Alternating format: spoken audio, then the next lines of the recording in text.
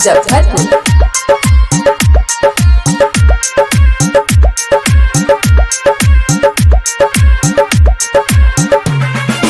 तेरी दीवानी मैं तो तेरी दीवानी, तेरी दीवानी मैं तो तेरी दीवानी, तेरी दीवानी मैं तो तेरी दीवानी, तेरी दीवानी मैं तो तेरी दीवानी।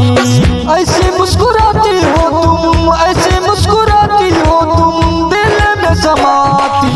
तेरी दीवानी मैं तो तेरी दीवानी, तेरी दीवानी मैं तो तेरी दीवानी, तेरी दीवानी मैं तो तेरी दीवानी, मैं तो तेरी दीवानी, तेरी दीवानी मैं तो।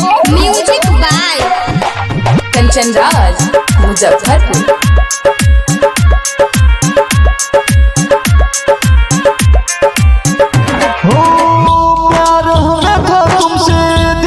बसाया अपनों से ज्यादा तुम्हें दिल में छुपाया, अपनों से ज्यादा तुम्हें दिल में छुपाया।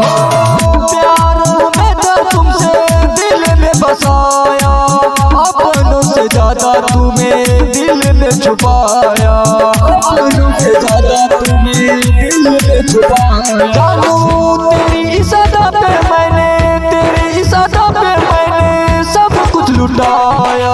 तेरी दीवानी मैं तो तेरी दीवानी, तेरी दीवानी मैं तो तेरी दीवानी, तेरी दीवानी मैं तो तेरी दीवानी। Music by Kanchan Raj Muzaffarpur.